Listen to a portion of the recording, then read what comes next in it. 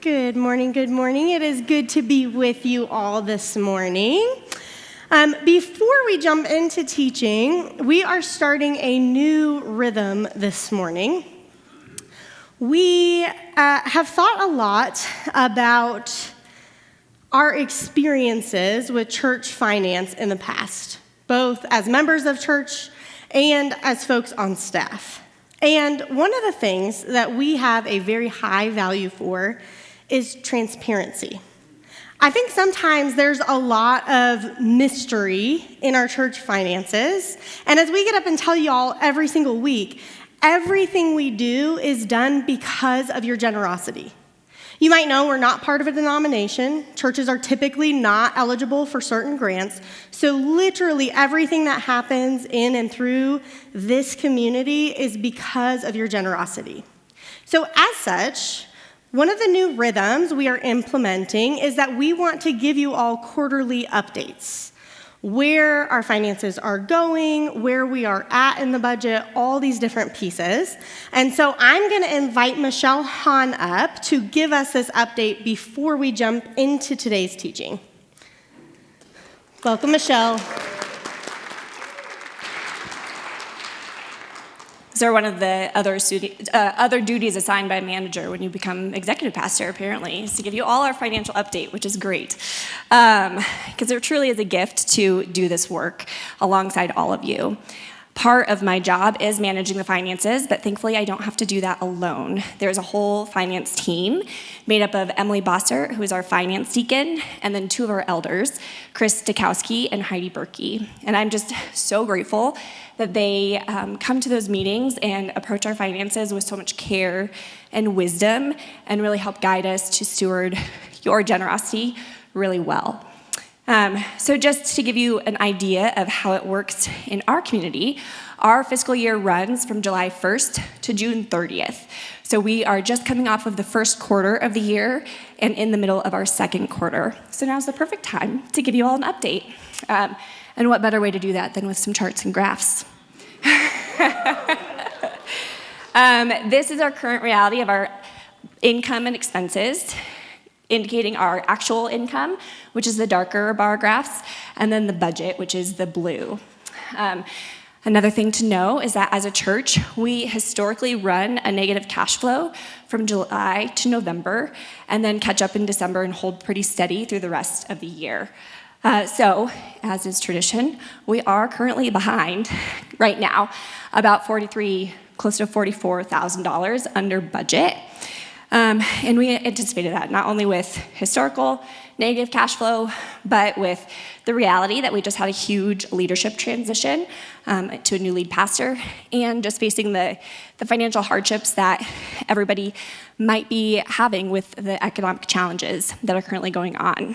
So I'm hopeful that we can close this gap together in the months ahead, but we are behind. Now, the most important thing that people want to know is, great, you've given to us financially. How are we using those funds, and where is it going? So here's a breakdown of how we use our funds. The largest bucket is our staff salaries. That goes into the people that are leading, teaching, and investing in all of our ministry areas. And then the second largest place is Project Renew. So that's what Joel talked about just a moment ago.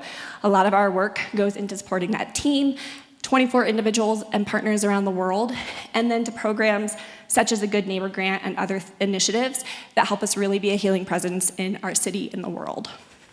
Now, I do want to say that as an organization, we are always committed to giving 20% of any income that comes in. So because we run off of your generosity, we also want to be generous stewards ourselves. So no matter what sort of deficit we have or where we are financially, we are committed to giving away 20% of every dollar that comes in. And then the final check goes to things like paying our utilities and our facility and all of that stuff. If you have questions about this, you can always talk to me or email finance@denverchurch.org. But again, this only happens because of your generosity, so I just want to celebrate how many of you are giving today. So this next slide is just a breakdown of how many of you have given a financial gift to date. That's incredible. All of you make this work happen every single day, so truly, thank you for your gift. You do not have to give to us as an organization. This is you choosing to invest in the work that we get to do and coming alongside of us. So I truly am grateful. And every single day that I'm watching finances come in, paying payroll, doing our bills, and supporting our partners, I am just left with awe and gratitude of how this whole thing works, because it truly exists from all of us getting what we can when we can. So next, I just want to invite you into giving. Now, I do want to pause and just note that finances in the church, as Hannah said, has not historically been done well in any church setting, and this is the biggest place of shame, manipulation, and hurt. So when we ask you to give, it is never out of place. It's something that you do not have. So if you are choosing to give financially, but that means that you are not going to be able to buy your groceries, pay your utilities, and cover your basic needs, or you're putting it on a credit card and getting yourself into more debt, please do not give financially. When we talk about giving, we talk about holistic generosity. What does it look like to give of our time, our talents, and our resources? So you may be in a place to give financially, and you can do so anytime using our website or texting Denver Church to 77977. But maybe you're at a place of trying to figure out what your next step is. So we always want to invite you to give out of what you have and where you feel like the Spirit is leading and calling you. So if your next step is to volunteer with one of our teams or figure out how to use a specific talent and skill outside of your finances, please reach out to our staff and have a conversation with us, because it takes all of us doing what we can when we can to truly come alongside each other and do this thing that we call work and make God's kingdom a greater reality in this world. So thank you. It is a gift to do this work alongside you.